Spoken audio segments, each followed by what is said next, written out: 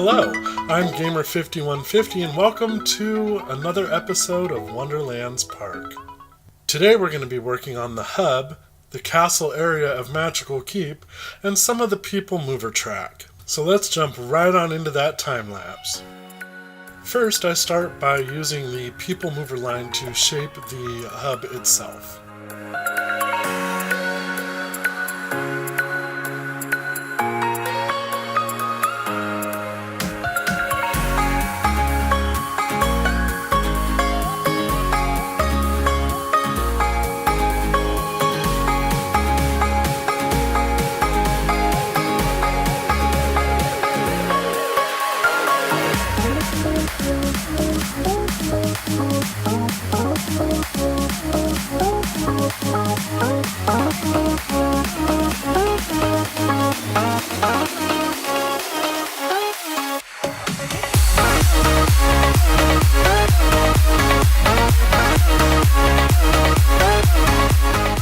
The people mover line will branch out and have a stop in every area of the park.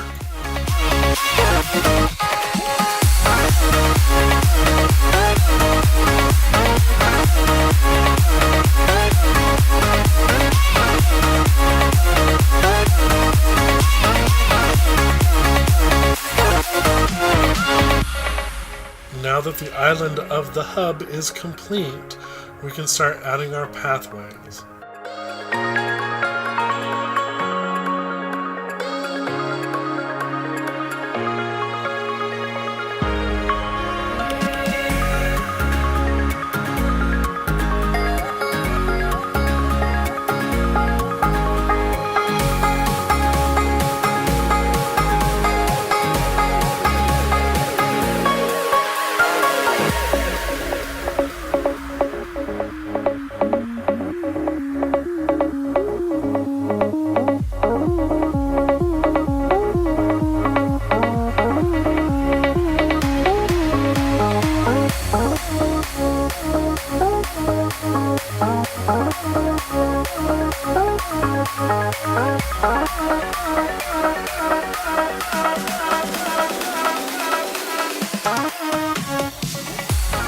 The castle I used is Grand Castle by Coaster Freak 220, link in the description below.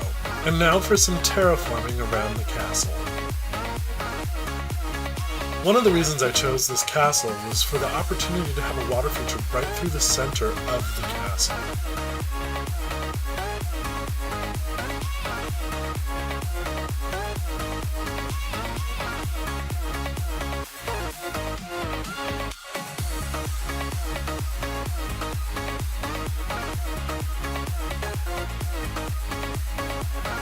I realized a little into my terraforming that I wasn't going to be able to use the same water feature that goes around the hub for the moat. To achieve the look for the moat that I wanted, I had to create a kind of levee going around the castle so I could have the water at a higher level than the water is around the hub. One thing I noticed about the flattened terrain tool is that the higher off the ground you are, the more of a gap it can create. You'll see me filling in the gaps using the various terrain tools, which actually created a kind of cool effect, because nothing's really ever completely flat, right?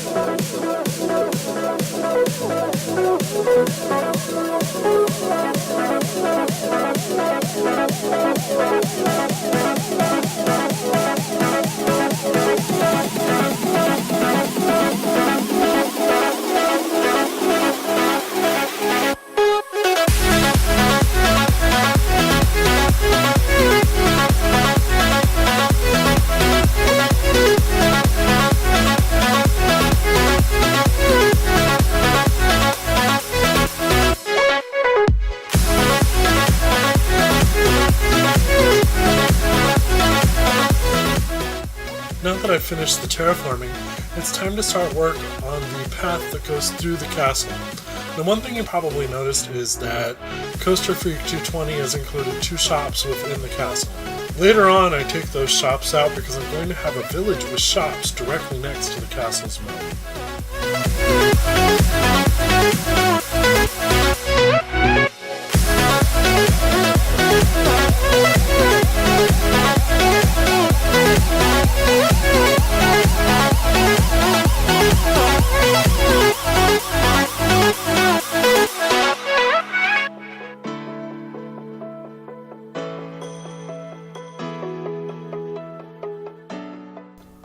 I decided to go ahead and map out the route for the People Mover track through Magical Keep, including the station. Of course, nothing is permanent, and you will see it change by the next episode.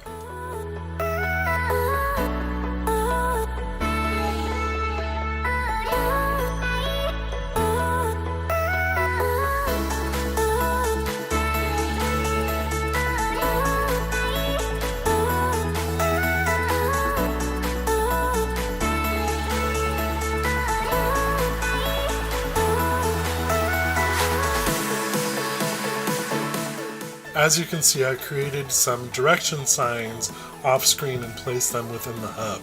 Later on off-screen, I wind up changing the singular Haunted Hills and Iron Gulch signs to include both lands that are on their respective sides.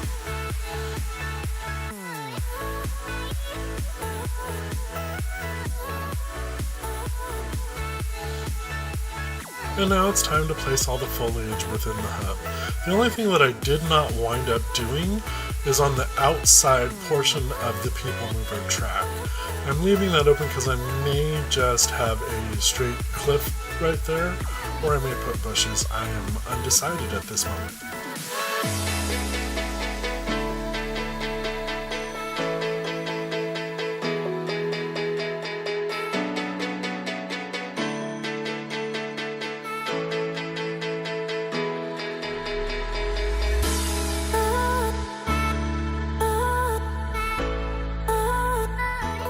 In each corner of the hub, I'm placing down some seating areas along with venting machines.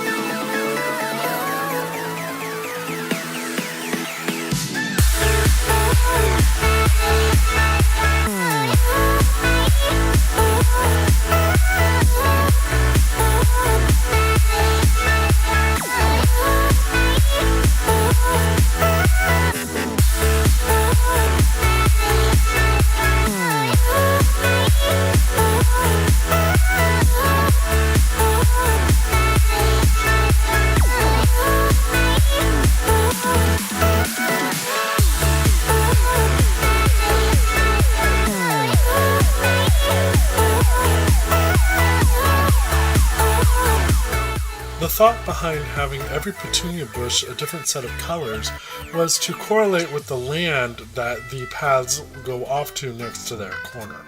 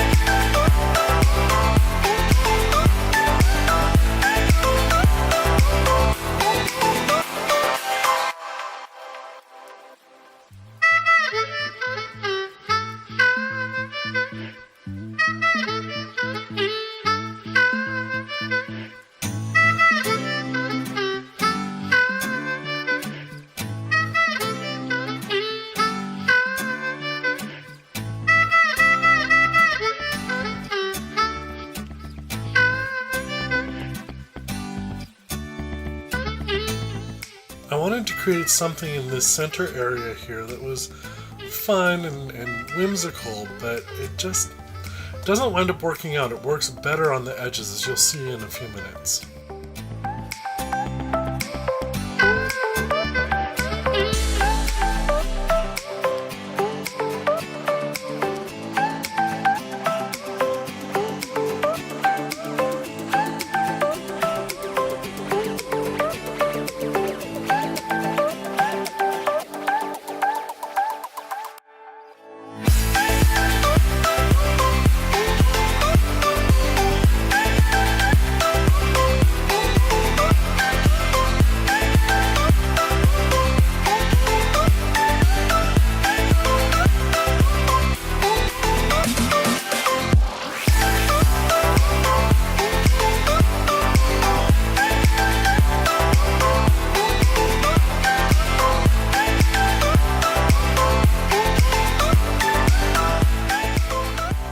What I wind up doing here in the center is actually really cool in my opinion. I create this huge water feature with fountains and then run colored area lights underneath the water to create a really cool effect.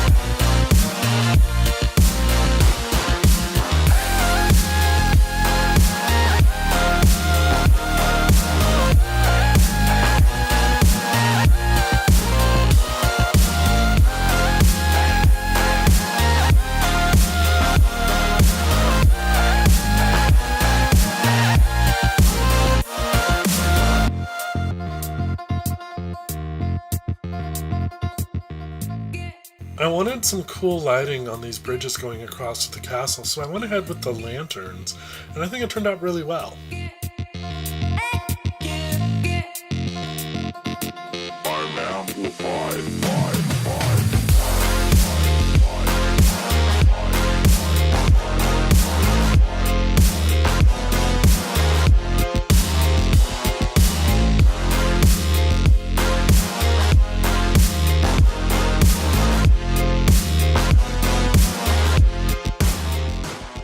Well, here we are at the end of the episode, and we're going to go into some cinematics here. I hope you've enjoyed this episode, and as always, please hit like, leave a comment, and subscribe. I'm Gamer5150, and have a wonderful day.